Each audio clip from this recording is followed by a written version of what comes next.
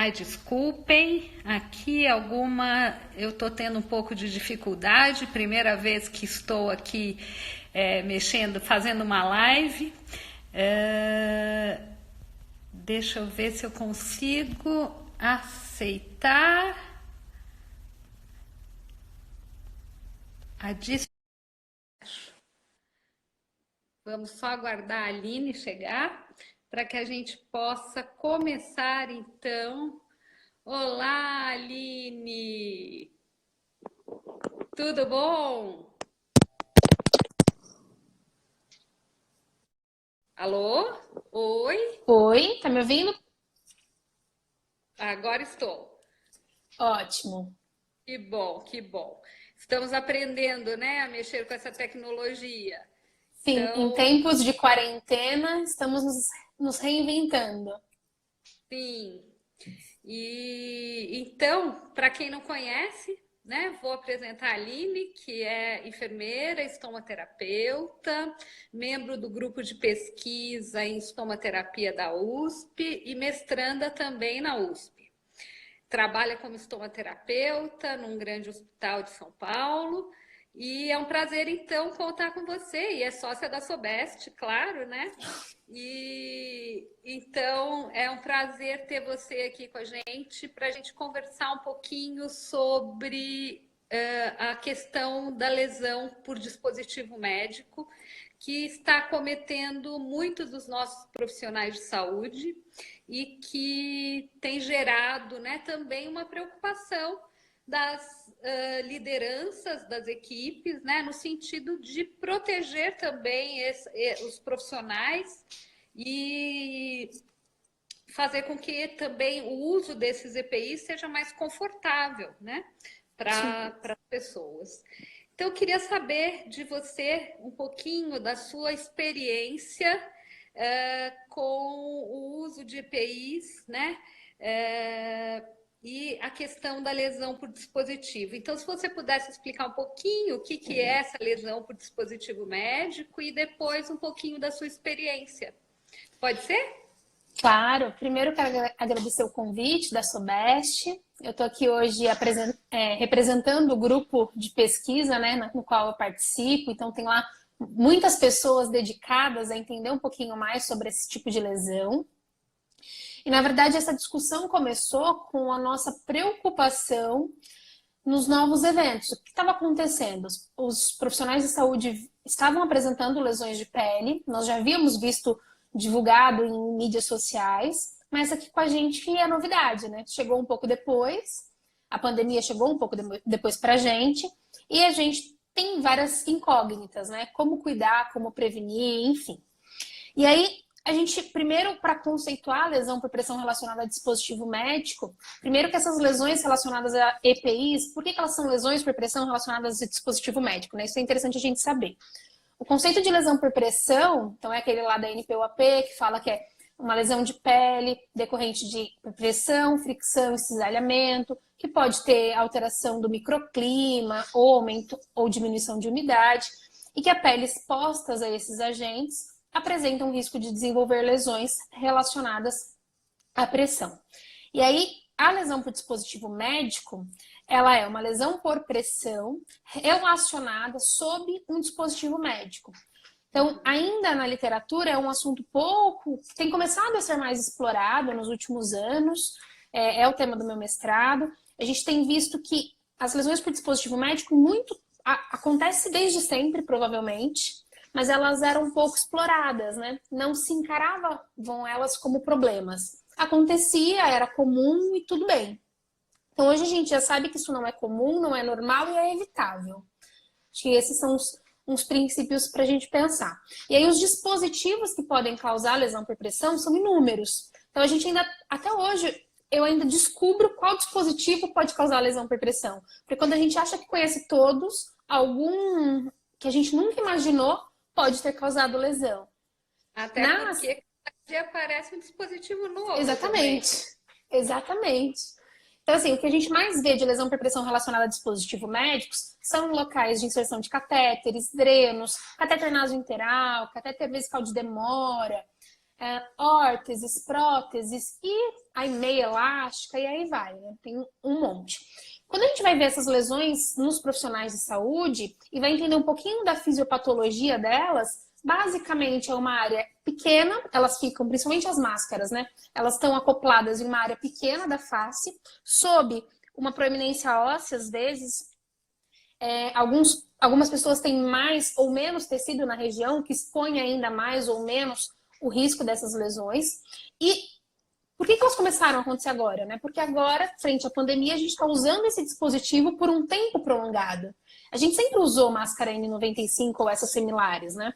Eu trabalhei na assistência 10 anos e sempre usamos, mas nós usávamos intermitente, né? Então eu entrava num paciente com um TB, colocava N95, fazia as medicações, meia hora depois tirava. E a questão da pressão, a gente sempre tem que pensar que a lesão por pressão, ou ela pode ser causada por uma pressão intensa em um curto prazo, ou uma pressão longa, pressão curta por um longo prazo. Então, o tempo de exposição é muito importante nessa equação, né? Então, essas lesões com relação à máscara, principalmente, começaram a aparecer por isso. Muito tempo usando as máscaras. Ela tem uma haste metálica, principalmente nessa região do osso nasal e do zigomático, que faz uma pressão importante. O tempo vai se passando de exposição e ali vai tendo dano tecidual. Então, ela pode ter desde sua hiperemia até perda de epiderme, de integridade e uma ulceração, propriamente dito. Eu acho que esse era o contexto, né, para falar um pouquinho por que a gente tem pensado sobre isso, a Sobeste também tem discutido isso. Eu acho que é um assunto interessante porque o estomaterapeuta nem sempre vai ser o profissional, o enfermeiro, que está prestando assistência direta ao paciente lá com Covid-19, lá na UTI, pronando o paciente. Talvez não. Talvez ele seja um profissional lá do ambulatório ou fique mais com a parte gerencial, produtos, processos, enfim. Pode ter inúmeros cenários. Mas nós somos profissionais que nos preocupamos com a integridade da pele. E aí eu penso um pouquinho além disso, de que são colegas nossos que têm tido lesões, né? Poderia ser a gente. E o quanto uma lesão de pele impacta na vida do paciente. A gente sempre pensando no paciente, às vezes uma coisa tão distante, tão utópica. E aí vem o quanto uma lesão de pele no meu rosto impacta a minha vida, impacta a minha qualidade de vida, a minha autoimagem, a minha relação com os meus familiares, porque já basta toda essa preocupação que todo mundo está vivendo, né? Você trabalha num hospital, está exposto, ainda está machucado. Olha o quanto isso tudo traz de alarde, né? Sim, e ainda pode ser uma porta de entrada para outras infecções, né? Então, a gente está causando, né, uma situação que pode também tirar profissionais da enfermagem, da saúde, desse contexto, né, que tanto está demandando dos profissionais estarem ali presentes e atuando, né? Então, você, na sua instituição, como é que tem sido feitas as orientações em relação a essa prevenção dessas lesões? Se vocês fizeram algum tipo de teste ou se você conhece alguma experiência de alguma colega que fez alguns testes até para eleger um determinado produto para fazer essa prevenção.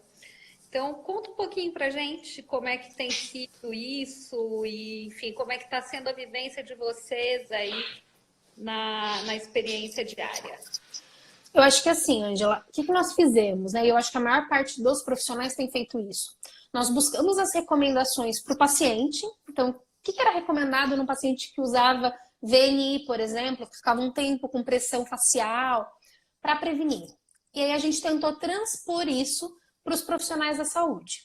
Então, o que a gente tem de recomendação é a utilização de uma interface entre a pele e o dispositivo, sempre que possível. E aí a gente cai em algumas dificuldades, porque o paciente, quando a gente coloca uma interface, a gente não está preocupado exatamente com vazamento de ar, com infecção, com contaminação, porque geralmente é uma área íntegra, esse não é o foco, né? Então, para o profissional, a gente está aprendendo. Eu acho que daqui a alguns anos a gente vai ter muito mais informação e poder contribuir de uma maneira muito mais assertiva. Hoje a gente tem adaptado com base na literatura, o que a gente tem disponível, para tentar utilizar da melhor forma e melhorar essa segurança do profissional. Então, o que mais a gente tem recomendado e falado sobre, inclusive lá no grupo, é sobre a possibilidade de utilização de espumas de poliuretano finas para fazer interface entre dispositivo. E aí a gente está falando de máscara, né? Eu queria reforçar isso, que não é só a máscara que pode causar lesão, né? Óculos, né? Os óculos, até aqui nessa região atrás do pavilhão auricular, pode ser o elástico da máscara, você coloca mais em cima, ele escorrega nos nossos cabelos, na touca. Então pode causar lesão atrás do pavilhão auricular, o óculos. E aí cada pessoa vai adaptando com a sua realidade, né? Eu conversei com uma estomaterapeuta de um grande hospital aqui de São Paulo, que ela estava me falando que ela estava fazendo curativo nos óculos, para diminuir as áreas de pressão. Falei, caramba, vou olhar o meu. Eu falei, coloquei o meu não precisa, o meu não pega. Então, assim, a gente ainda está se adaptando. O que a gente tem recomendado, então, basicamente, é a espuma de poliuretano fina ou alguma outra interface que se adapte à sua realidade. Então, o hidrocolóide extra fino pode ser uma opção? Pode. Ele não faz tão bem gerenciamento de umidade, a gente sabe disso, né? Então, a gente vai ter que ter um pouco mais de atenção. Então, pode usar? Pode, é o que você tem. A gente tem que pensar nisso também, né? A ideia é tentar aliviar a pressão e a gente tem outras medidas fora a interface, né? Então, hidratar a pele frequentemente, usar um creme hidratante, atenção às áreas de risco, então inspeção diária, cuidado para não reposicionar o dispositivo em cima do mesmo lugar que já tem alguma lesão. Higienizar a pele com sabonete, de preferência com pH levemente ácido. Os cuidados mais gerais com a pele, né? Acho que esse olhar. E além disso, eu acho que é o momento, Ângela, de nós falarmos sobre um olhar para o profissional, né? Um olhar para a gente mesmo, né? Não é só colocar o EPI e vai lá cuidar do paciente, né? É beber água, é parar sim para fazer xixi, sabe? Eu acho que são coisas muito simples que às vezes a gente não valoriza no profissional, a gente acaba esquecendo, né? Tem que tomar água, tem que se alimentar bem, tem que comer bem, a sua imunidade tem que estar boa para resistir todo essa infestação de micro-organismos, de vírus e tudo mais que a gente tem no ambiente hospitalar. Então, acho que essas são algumas recomendações. Do ponto de vista de estomaterapia, que a gente sempre pensa em curativo, a gente tentou buscar alguma alternativa para a interface. Mas eu acho que é importante lembrar que tem outras medidas que a gente tem que considerar no cuidado com o paciente, sabe? Com o profissional, né? Com o profissional. Certeza. E aí é engraçado essa mudança, né, Angela? Porque não é mais o paciente, né? Você tem que pensar num contexto de profissional, porque tem que ser confortável para o profissional, tem que ser sustentável para que ele use num plantão de 12 horas, tem que ser sustentável economicamente em um país que a gente sabe que nós estamos vivendo dificuldades, inclusive com acesso ao EPI. Então, são várias coisas muito complexas, né? É claro que a gente vai prezar pela boa prática, né? O que é a melhor opção? A gente está falando aqui um pouquinho na Sobest, eu acho que esse é o grande papel da sociedade, é difundir a melhor prática. E aí você vai adaptando também conforme é possível. E fora isso, quais são as outras coisas que são mais fáceis, inclusive, de alcançar? Com certeza são várias demandas, né? Nem sempre todas as instituições terão acesso, né, a esses produtos. E acho que isso que você colocou, né, a importância também da gente utilizar aquilo que a gente tem ali, né, de recurso naquela instituição, mas sempre pensando em minimizar, né, os problemas que podem vir em decorrência do uso prolongado desse EPI, né? Então, isso é bastante importante e nem sempre nós vamos ter todas esses materiais para poder estar utilizando. Uma pergunta que está surgindo aqui, que como vem muita coisa, a gente não consegue ver tudo rapidinho, né? Então, assim, mas e que também me chama atenção, e que talvez você também não tenha resposta, né? Mas que a gente pode pensar nisso, é a questão de quanto tempo que essa proteção, que essa interface pode ficar? Será que ela não vai ser mais um local para o vírus estar aderido? Então, assim, também temos todos esses questionamentos que estão surgindo aqui, né? E claro que eu sei que você também não tem essa resposta. Não. Infelizmente, não, Ângela. A gente não tem essa resposta. A gente tem pensado, isso a gente discutiu, inclusive com o nosso controle de infecção. Eu tenho conversado um pouquinho também por intermédio da professora Vera com o professor Paulo, lá de Portugal, que liberou aquela cartilha de instruções de prevenção para esse tipo de caso. E a ideia é se fazer um estudo para avaliar se o vírus fica, se não fica, o quanto a máscara veda em cima da interface, enfim, uma série de outras demandas. Só que a gente sabe que isso é a longo prazo, né? Algumas coisas nós não teremos respostas tão imediatas. O que a gente tem pensado muito, né? A interface ficar abaixo da máscara. Então, a ideia de alívio de pressão é onde a pressão realmente é mais importante. E geralmente o grande problema é onde tem a haste metálica. Que aí tem uma parte de tecido e a haste metálica. Então, a ideia é colocar mais essa região aqui nasal e zigomático e colocar a máscara bem por cima. Então, teoricamente, quase não fica espuma exposta. Então, esse já é um mecanismo para tentar aliviar a possibilidade do vírus se grudar ali. Além disso, vem o óculos, que também fica em cima, mas resposta certa a gente nunca vai ter. Eu acho. Talvez a gente já tenha, mas agora a gente não tem, né? Nesse momento, Eu acho que assim, se a gente for parar para pensar, a gente está com a máscara, mas essa outra região da face não está coberta, né? Então a gente está aqui com o cabelo preso, com touca, e com essa região não está coberta. Da mesma forma que o vírus pode ficar aqui, ele provavelmente pode ficar na interface.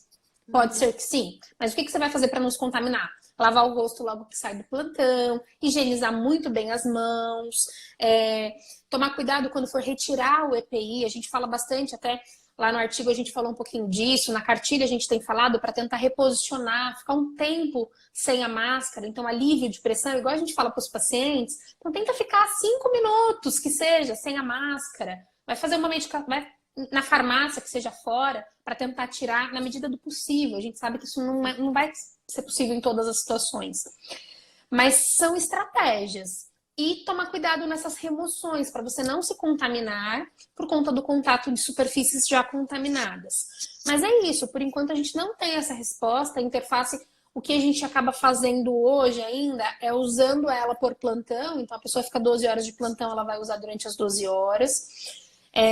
Mas a gente não sabe, talvez dê para reaproveitar, talvez não dê, tem que jogar fora mesmo, talvez tenha que usar duas.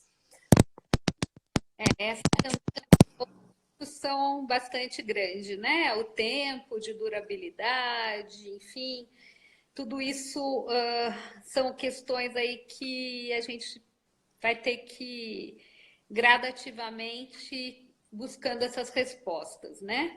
Outra questão que está aparecendo aqui é em relação ao hidratante, e que ele não deve ser lipídico. Então, o que você tem para me falar sobre isso? Então, professora, a gente tem discutido um pouquinho isso no grupo. A gente, nesse momento, né, temos uma orientação da professora Maria Helena, né, que tem estudado um pouco sobre isso, para que a gente não utilize cremes com base em óleos, né?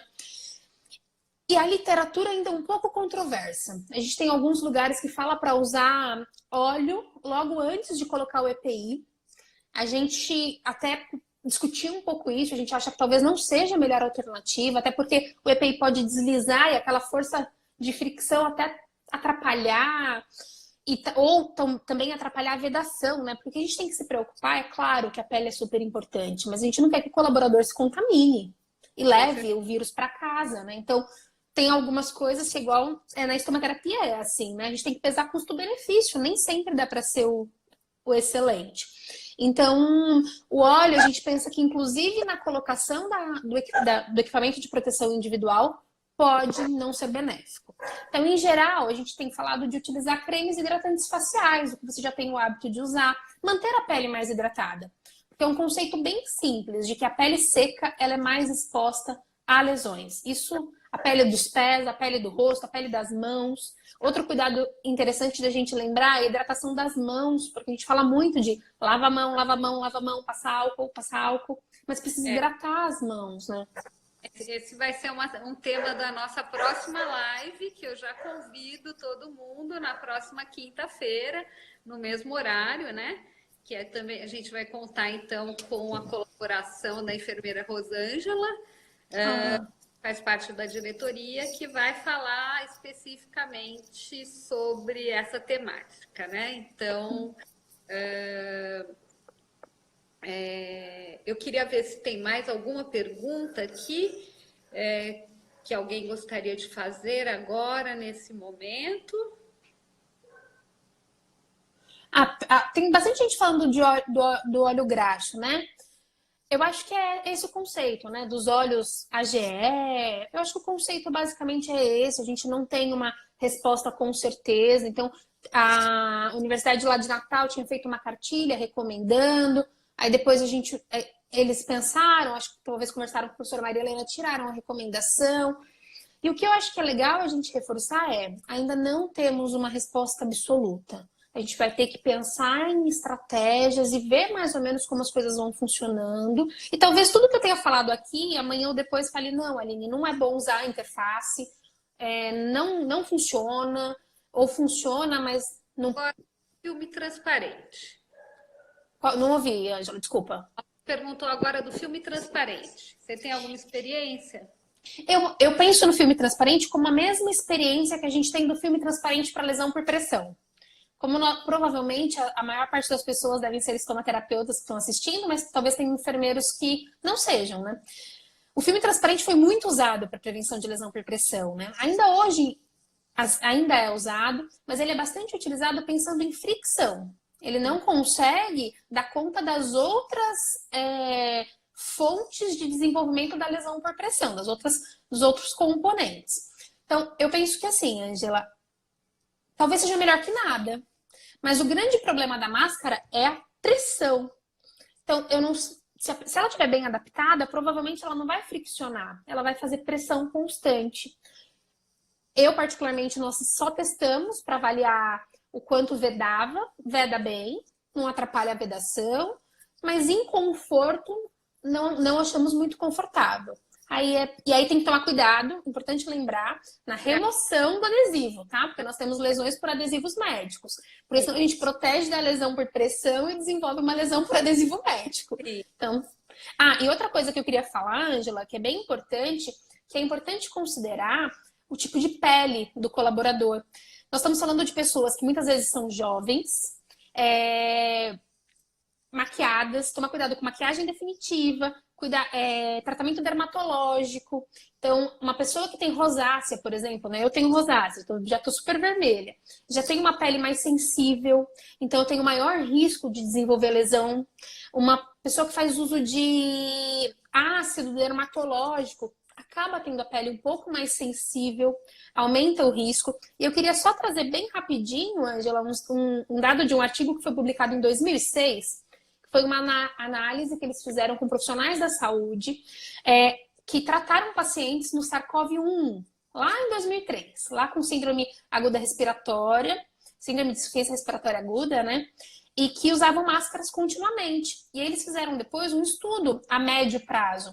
E aí viram alterações de pele, não só lesões. A gente tem falado muito de lesão por pressão, mas aumento de acne, ressecamento, aí ulcerações, hiperpigmentação, prurido. Então também tem outras coisas. A ideia é que a gente pratique o autocuidado. Eu penso que é isso. Acho que é olhar com um pouquinho mais de gosto pra gente e pensar assim, nós estamos expostos, nós estamos na linha de frente. Como que eu posso tentar me proteger nesse contexto todo, né? Exatamente. Acho que esse deve ser o nosso principal foco, né? Nos mantermos saudáveis, com a pele o mais íntegra possível, para que a gente possa, assim, de fato, ajudar realmente, né? Nesse momento tão complicado, que a gente também está com falta de profissionais, enfim, uma série de circunstâncias que acabam fazendo com que, às vezes, a pessoa, até mesmo com um problema de saúde, acabe indo trabalhar e se expondo ainda mais, e essa pessoa que porventura desenvolva uma lesão, né, grave nessa área do vai estar exposta também a outras infecções, a outras situações que podem até impedi-la de trabalhar. Então, acho que essa abordagem que você fez em relação ao autocuidado, ela é essencial e acho que ela é a base da estomaterapia, né? Quando a gente fala do autocuidado para a pessoa com estomia, Estomia. e a gente precisa pensar que nós precisamos nos autocuidar para que estejamos saudáveis e aptos, né, a continuar nessa luta e trabalhando. Penso que o estomaterapeuta das instituições podem estar contribuindo muito, né, com as lideranças das equipes que vão estar atuando, né, com essas orientações, fazendo essas orientações básicas para as equipes de enfermagem que muitas vezes não pensam nessas questões. Então, convido a todos os estomaterapeutas, a cada um no seu lugar, fazer esse movimento de orientar as suas equipes, né? E de tentar utilizar aquilo que existe disponível nesse momento nas instituições. Nós não temos respostas fechadas para nada disso, né? Só Sim. indicações e muito mais até da nossa vivência com os pacientes, né? Do que conosco mesmo. Mas acho que é extremamente importante toda essa discussão, né? Alguém mais tem alguma pergunta? Vamos ver se aparece mais alguma pergunta. Estão falando dos liberadores de adesivos. Se a gente pode utilizar os liberadores de adesivos para retirada da proteção da interface que a gente tiver escolhido ali. Pode, Ângela, pode sim, não tem problema. Eu tenho duas coisas para considerar. A primeira é cuidado com os sprays, principalmente se for na região próximo do olho. Então, tomar cuidado, talvez dar preferência ao lenço para remoção, por conta da área, isso é bem importante. E dependendo da sua escolha e das suas possibilidades, talvez você não precise. Então, as espumas com silicone, geralmente não precisa de liberador. Agora, se você for, o que você tem é um adesivo, um filme que vai aderir mais, repensa direitinho. E aí eu acho que no filme a gente tem que tomar bastante cuidado, porque essa região é uma região bem sensível para a colocação de adesivos. Então, eu seria bem reticente ao indicá-lo, tá? Mas aí tem que pesar de novo o custo-benefício, né? O quanto talvez você vai colocar e vai aumentar o risco. Mas ele é, de fato, uma interface. Só precisa entender como que vai fazer essa remoção, se realmente vai ser uma boa alternativa e lembrar que tem as particularidades de cada profissional. Então, até reação com o produto, seja ele qual for, da mesma forma que tem pacientes que fazem reação a hidrocoloides, o profissional também pode fazer. Então, ter esse olhar um pouco mais atento para qual é o profissional. E dependendo do profissional, uma indicação fica melhor, para outro não. Então, às vezes, pelo formato da face, o jeitinho da maçã do rosto. Eu tenho percebido aqui, eu vi esses dias gente com lesão embaixo da máscara. A gente só pensou aqui, mas a lesão aqui. Porque tem um pouquinho mais de papinha aqui, ou não, ou é muito magrinho e prende bem aqui, porque as máscaras agora são um modelo um pouco mais fechado, né? Pode ter lesão. Então, acho que esse olhar um pouco mais individualizado para o colaborador, para as necessidades do colaborador, mediante o que a gente consegue. Aline, estão perguntando aqui sobre o creme barreira. Eu acho que é importante falar dele também. Se pode ser utilizado, se é uma boa escolha. Eu penso, Ângela, que o creme barreira, igual as películas em spray, películas líquidas, também são opções que às vezes a gente vai ter que pensar o melhor que nada, ou é uma coisa boa, mas talvez não vá resolver o nosso problema de pressão frequente. Então, isso é uma coisa importante que a gente pense. Então, quando a gente usa filme, quando a gente usa película em spray, ela não remove a pressão, que é o nosso principal agente de problema. Ele vai sim ajudar na questão da umidade, porque isso é possível auxiliar. Então, a gente vai ter que sentir um pouquinho o que você consegue. Eu acho que como melhor prática, talvez não seja ele, mas ele é um protetor cutâneo, né? Uma camada por cima da sua pele. Então, para remoção do adesivo, se for um adesivo, se for uma cobertura aderente que você vai usar, faz muito sentido. Aplica o protetor cutâneo, coloca o dispositivo, o adesivo que você vai colocar, vai ser mais fácil de remover, menos chance de fazer lesão. Agora, ele unicamente como proteção, é igual nós pensarmos em usar o spray barreira ou o creme barreira unicamente para a prevenção de lesão por pressão. Ele pode ser um adjuvante, mas a gente precisa aliviar a pressão. A gente sabe que ele comparado com uma espuma, provavelmente a espuma vai ter um desempenho um pouco melhor. Então, a gente vai ter que pesar essas coisas. Eu acho que, especialmente com a película e com o creme, tomar cuidado porque é uma área próxima dos olhos. E a maior parte dos fabricantes falam para não usarem áreas próximas dos olhos. Então, ter esse olhar. Eu acho que aí até o estomaterapeuta está se reinventando, né? Olhando bula. E eu falei hoje com algumas colegas que sexta-feira eu saí meio maluca, porque eu estava olhando todas as possibilidades de curativo, e um curativo que a gente nunca pensou em usar para isso, né? Então é até reinventar a nossa cabeça, né? Falar um curativo para uma ferida totalmente diferente, será que dá para usar? A gente ainda está descobrindo, até pensando na questão do custo. Esse curativo é o máximo, muito legal, mas ele custa R$ 20 por profissional, eu tenho 500, como que a gente faz isso? Então, até nisso, até uma coisa que a gente estava falando, às vezes, mas o fulano, uma pessoa X trabalha em um hospital que tem dinheiro, que vai ter. E na verdade não é bem assim. A gente sabe que agora a nossa economia tá com foco, tá mais bagunçada, né? Nem a gente sabe direito para onde nós vamos. E não é só isso, a gente tem que ter um produto sustentável para a equipe. A gente não sabe exatamente quanto tempo essa pandemia vai durar. Uma coisa é uma situação de uma semana, 4, 5 meses. E talvez seja até um apelo, né, Ângela, para que os fabricantes pensem nisso. Porque seria tão mais fácil se as máscaras fossem melhor desenhadas. Tem algumas que têm até espuma, tem outras que não têm. Bom, isso com certeza no futuro vai aparecer, né? Sim, com certeza.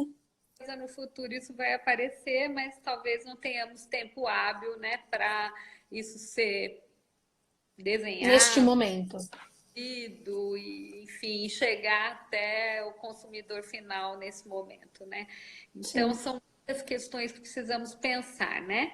Teve uma pergunta aqui que eu achei interessante, que talvez não tenha tanta relação com a lesão por pressão por dispositivo médico, mas um colega perguntou a questão da barba nos homens. Então, acho que é um assunto que também, né? Acho que também vale ressaltar a importância, né? De que talvez os homens precisem sim pensar em tirar a barba, é um local onde vai ficar mais. O vírus pode Exposto. feito que o cabelo, né? E E isso é mesmo. uma recomendação, viu, Ângela? Hã?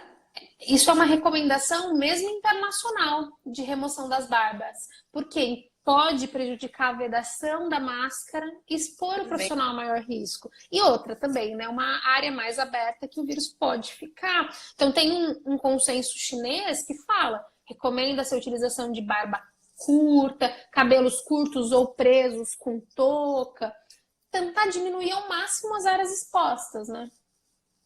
Exatamente. Mas é isso. E se a pessoa tiver barba, ainda tem uma dificuldade um pouco maior para colocar os adereços para proteção, enfim. Com certeza. Então, muita coisa para a gente pensar, né? E contribuir aí com os nossos estudos, e acho que aí se abre também um leque bastante interessante, né? Para os estudos, para as pesquisas, para que a gente possa continuar, né, a desenvolver esses estudos com bastante rigor científico daqui para frente, né? Quando tudo isso acabar, talvez a gente tenha tempo de fazer testes muito bem delineados, sistematizados. Ai, desculpa, meu cachorro bateu aqui, fez um puta barulhão. Enfim, para que essas pesquisas de fato contribuam para que a gente possa ter cada vez mais melhores práticas dentro da nossa área. Bom, acho que abordamos basicamente os temas essenciais nessa questão, né? E quero te agradecer, então, Aline, por estar participando com a gente. Acho que foi um momento bastante interessante. Espero que todos tenham gostado. A Sobest se mantém na sua missão, né, que é científica e cultural, uma associação científica para trazer as melhores evidências, as melhores práticas na nossa área, que é a estomaterapia. E que o que a gente puder contribuir para que esse momento seja menos doloroso para todos nós, estaremos fazendo, e convido a todos, então, para na próxima quinta-feira, às 19h30, participem da nova live que teremos, então, sobre a importância da hidratação das mãos. Também um tema pertinente à nossa prática. Aline, muito obrigada. Obrigada a todos que participaram e até quinta-feira, então. Obrigada pelo convite, espero que tenha sido proveitoso. E acho que como mensagem final é cuidem-se. Cuidem-se uns dos outros. Acho que é um momento da gente se cuidar. E acho que vale a pena a gente, em nome da Sobest, né, parabenizar todos os enfermeiros estomaterapeutas e os não estomaterapeutas que estão na linha de frente. A gente não sabe exatamente com o que a gente está lidando ainda, muito claro, mas a gente sabe que as demandas estão sendo grandes e a gente só quer agradecer a vocês que se dedicam ao cuidado de pessoas, que se dedicam a levar o melhor cuidado, né? Isso está dentro da gente. Quando a gente fez lá o juramento, a gente sempre pensa nisso, mas que agora não é hora de ser herói, é hora de ser profissional, de pensar também em você, no autocuidado e levar o melhor que você puder, mas também tomar cuidado para não se expor. Acho que essa é a grande mensagem, né, Ângela? Exatamente, né? E agradecer, né? Agradecer todos, né, que Isso estão mesmo. trabalhando, os que estão estudando, os que estão se dedicando para que a gente possa sempre fazer o nosso melhor em prol da saúde e da humanidade, né? Então, a gente tem que ser muito orgulhoso da profissão que a gente escolheu, né? Com certeza. Cada um no seu caminho, né? Uns na assistência, outros na parte gerencial, outros no ensino, na pesquisa, mas somos todos extremamente importantes, né? Todos os profissionais de saúde, a equipe de enfermagem, né? Também, que é essencial para que a gente possa continuar enfrentando tudo isso. Então, obrigada a todos e até breve, até quinta-feira. Tchau, tchau. Não perca quinta-feira.